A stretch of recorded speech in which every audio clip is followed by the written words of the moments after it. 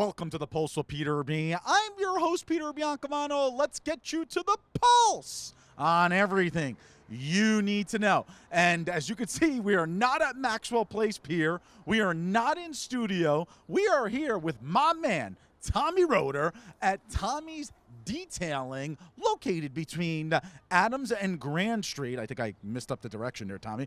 And 7th Street in the beautiful city of Hoboken, New Jersey. Tommy, how are you today, my man? I'm doing great. How are you? I'm fantastic, but I'm a little nervous, Tommy. And I'll tell you why I'm a little nervous. Why are you nervous? I am entrusting you with my baby here. Okay. I mean, so we are here today because Tommy, who's an expert, and I don't know why I'm nervous, is going to be detailing my car, but and obviously showing off his business. So first of all, Tommy, before we get into my car here, car detailing in Hoboken's interesting because you're kind of like one of a kind here. You know, you're unique, as they say. Yeah. What gave you the idea for starting a car detailing business? Well, growing up, my father is he's a mechanic, so I was always around cars. And my first car was a Mustang, black Mustang. So Very cool. In order to keep that thing in pristine condition, my father taught me some things about cleaning the car, maintaining your car. So that was about 12, 14 years ago. And I don't know, I took passion about it, keeping my baby clean on a daily basis. So ever since then, detailing became my thing. I would literally clean my car about twice a week, OCD. Look at that. And now you're doing it as a profession. And I picked it up as a profession about 3 years ago. I was going to ask you, so you've been in business now 3 years, Yeah. and when we were messaging before the show, you were saying that you're averaging like 6 to 8 cars a week. Yes. I mean, and how long does it take you to detail one car? It all depends upon the condition and the size of the vehicle. Mm-hmm. But I would say between 3 and 4 hours. Wow.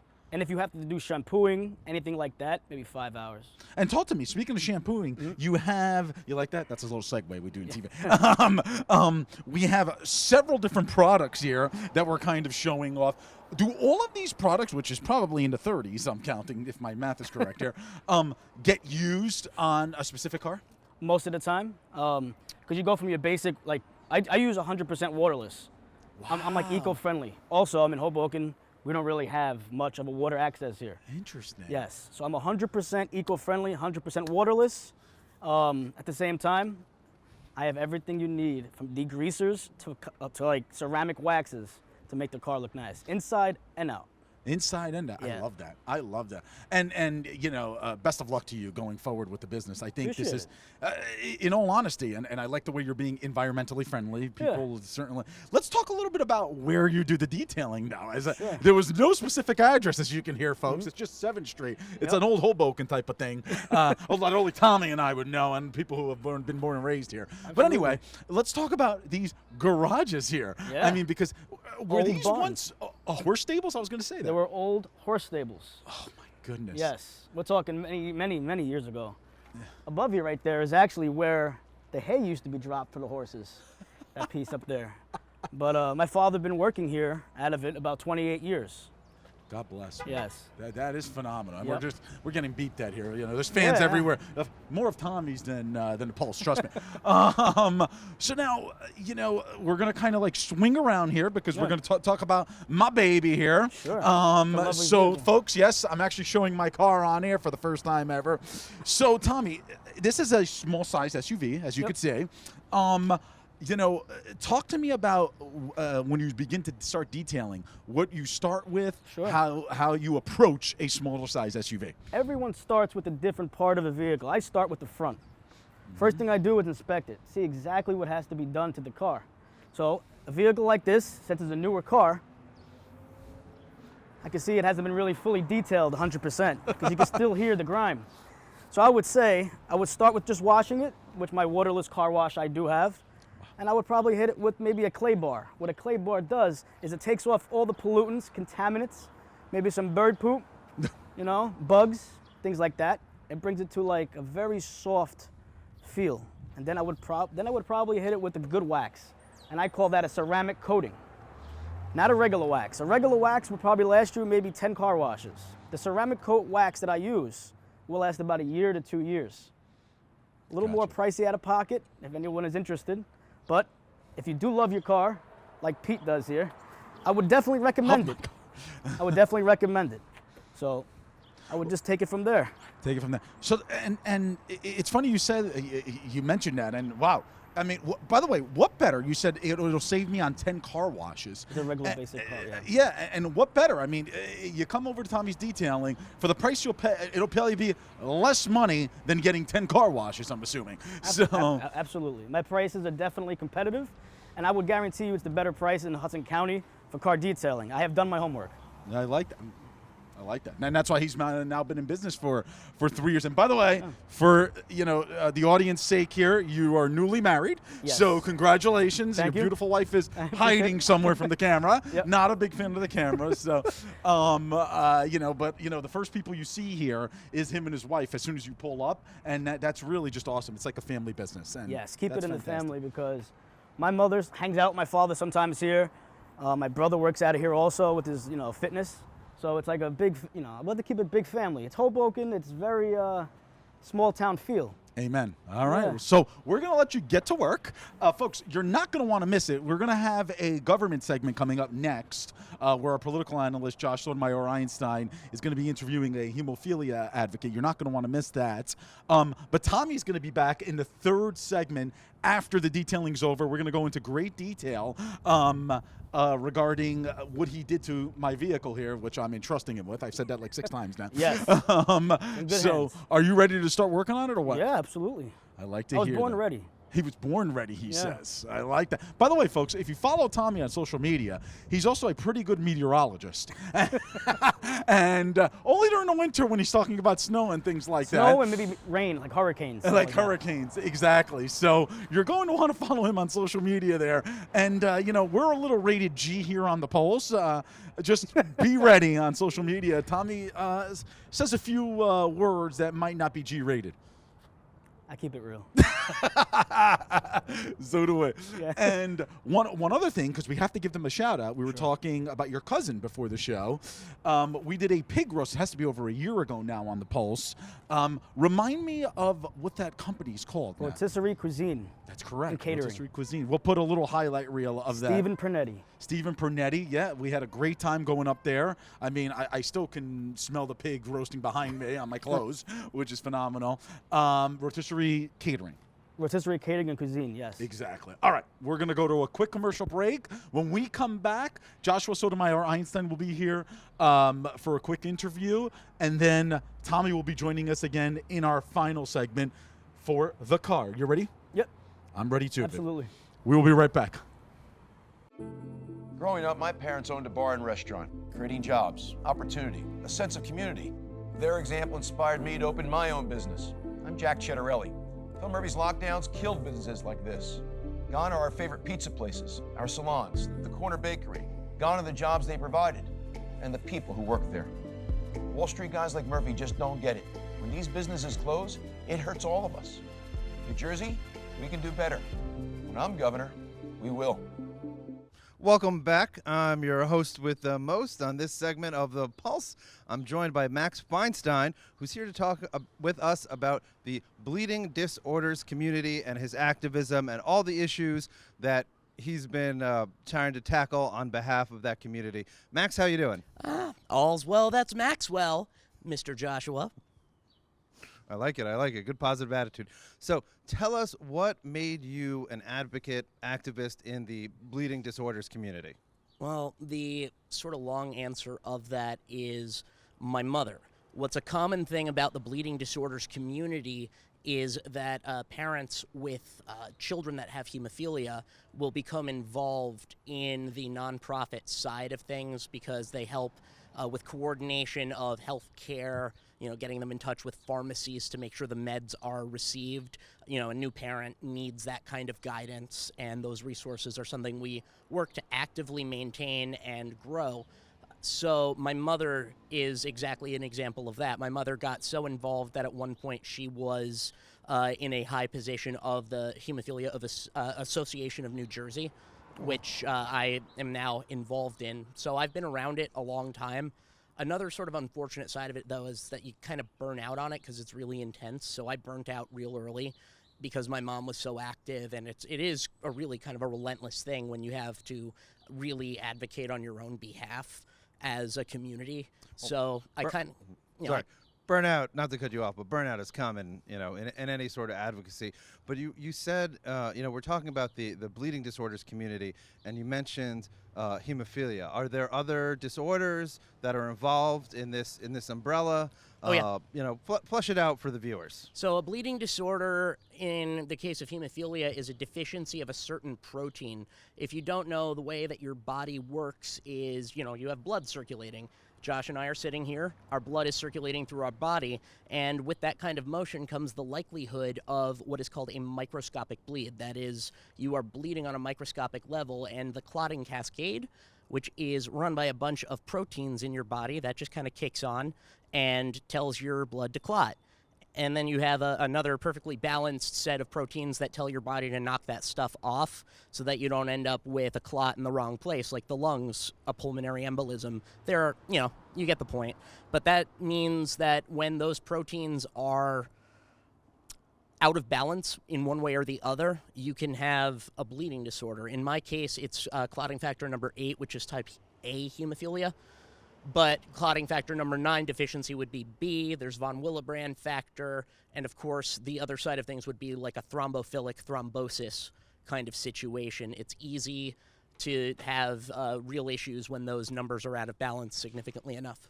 Now, how many people are affected by whether it's hemophilia or other blood-related issues? There's about 30,000, maybe 35,000, if I'm being generous, people in America with them, and somewhere around 500,000 people worldwide.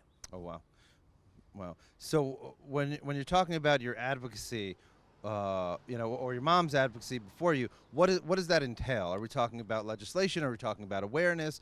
Are we talking about trying to lower the price of whatever medication is required? It's mainly the first two, A and B, because the medication is quite expensive. That's kind of how it is. There are specialty drugs with no true generic alternatives. So you end up with things that are, in this case, it costs somewhere around $45,000, $50,000 a month to medicate a person such as myself. And the legislation, the kinds of things we've advocated for are things like, in New Jersey, there is essentially a rule in place that you cannot be a pharmacy to a hemophiliac unless you are capable of getting their medicine to them within a 3-hour crisis window if they don't have access to it. So what does that mean in terms of the access to medicine that people suffering from blood disorders might have? Does it actually lessen there, or does it suit the needs of the hemophiliac and blood disorder community? Or it's an absolute privilege as a rare disorder to have that kind of thing going for you. Okay, so it's a good thing. It absolutely. The fact that we have such access to medicine and that we have such things right now like copay assistance programs from the companies that make the medicine to help sort of ballast the cost of such an expensive group of drugs or disorders to treat. It's just because you have a lot of medicine, though, doesn't necessarily mean that everybody is well managed. It's a quite chaotic and really individualized disorder. So even when you do everything right, there's still issues, and those issues, even the brief ones, can have a long-standing effect on your body. Wow.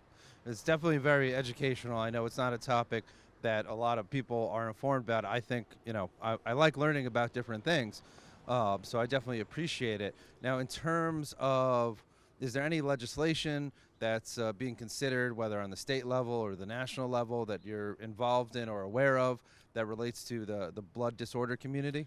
Well, there's one that I've been advocating for that's actually going to be hitting, I believe it hits the floor on Monday, so we're doing a virtual push for it. I don't recall the number, but essentially what it is something to make it so that insurance plans with what's called an accumulator adjuster program are forced to work with the copay assistance programs of rare disorders without generics. Oh, that's interesting.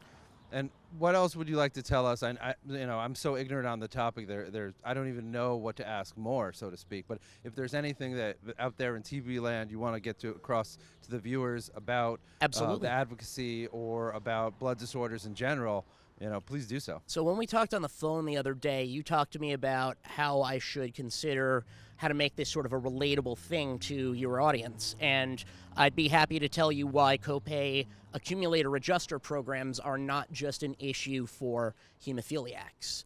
It is a cost-saving measure that insurance plans have implemented as a way to try and get better rates on generics. And essentially what it means is that someone like myself who has such an expensive disorder, but really any expensive disorder that uses a copay assistance program, that could be really any specialty disorder, anything that requires an expensive specialty drug, you would, in some cases, flat out not be able to use your copay assistance program, but also sometimes they will take the money working with those programs and none of it will apply to your deductible. In a lot of cases with expensive medicine, you count on such assistance to make living with it even somewhat manageable. So when that is something that happens, first off, it comes off as a surprise because you'll see the accumulation on your assistance program go up without seeing your deductible go down. So the bills that you might incur once that is full are going to be, again, a surprise. Or sometimes they'll send you the bills right away and say, oh, we're not honoring that. So we kind of need, and it's been customary thus far for the specialty disease communities to have this sort of consideration.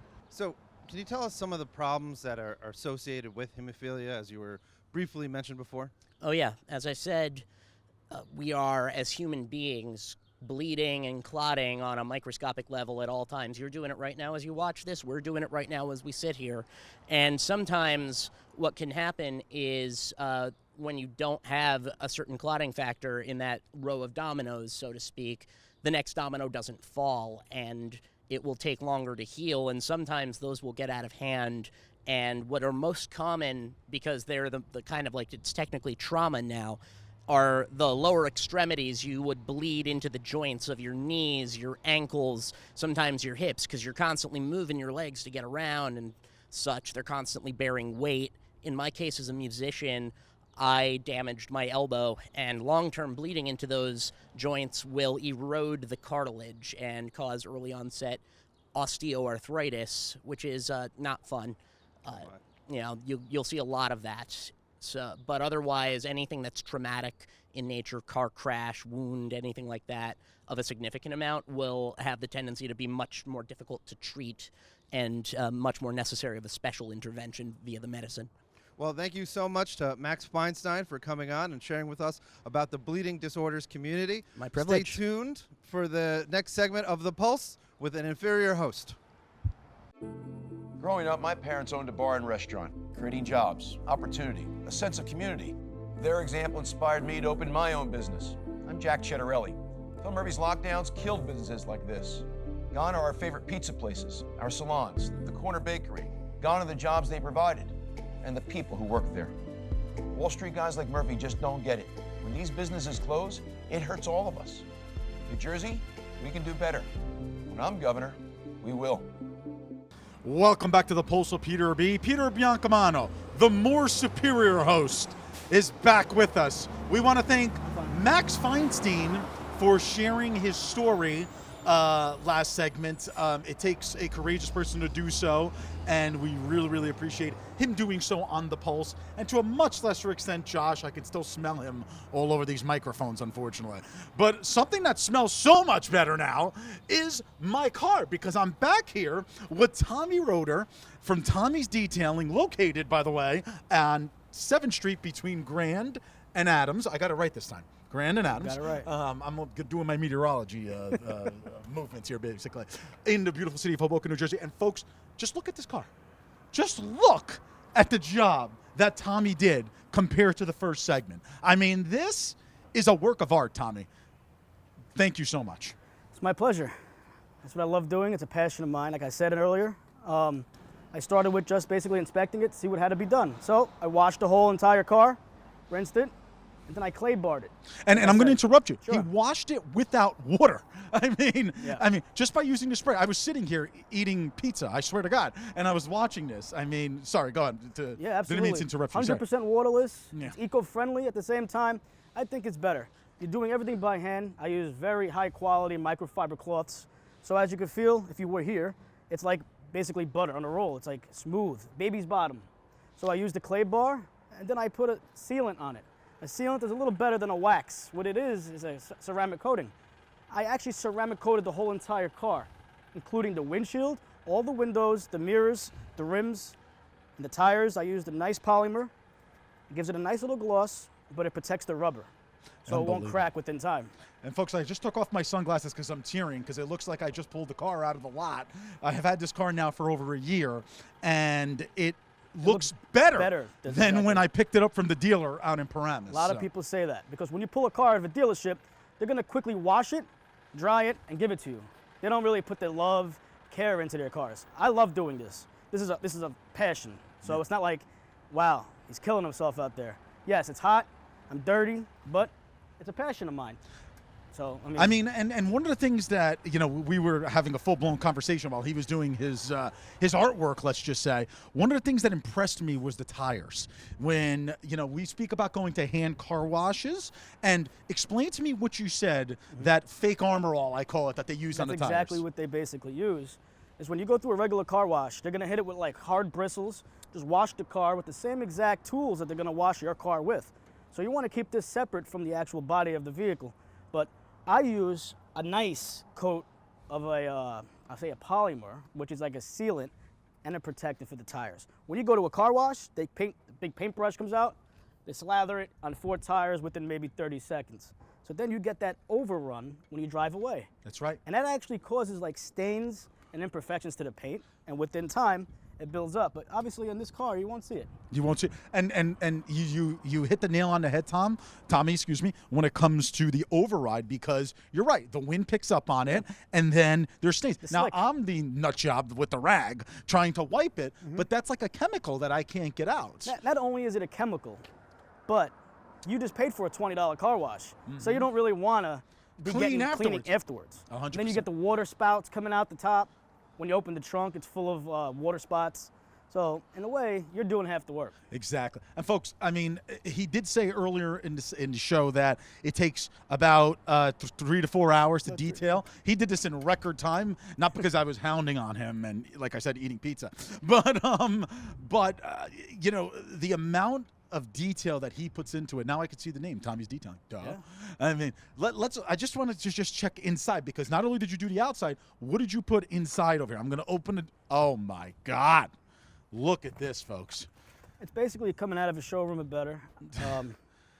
And what type of material did you use inside? Well, for the leather, I used a leather cleaner and conditioner by Chemical Guys.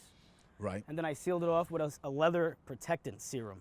So that prevents it from cracking with the UV rays and everything like that. So it would never discolor or crack.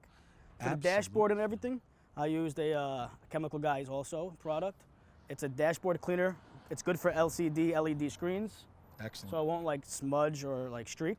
Yeah. And it also keeps it matte. So it keeps it, naturally looking nice. None of that greasy formulas or anything like that. Unbelievable. And it also has a protectant in as well. Yeah. So we're just going to close it. I don't even want to touch it. Watch the way. Oh, Tom's going to touch it. Good. Yep, there you go. All right. He's the expert. He knows where to touch and everything like that. Let's talk a little bit more about the business right now. So, thank you so much. I called this my baby 6 times in the segment. Yes. You've made my baby look phenomenal. I don't even want to drive out home in it. Let me tell you. It'll be okay. It's protected well, so you should be fine. All right.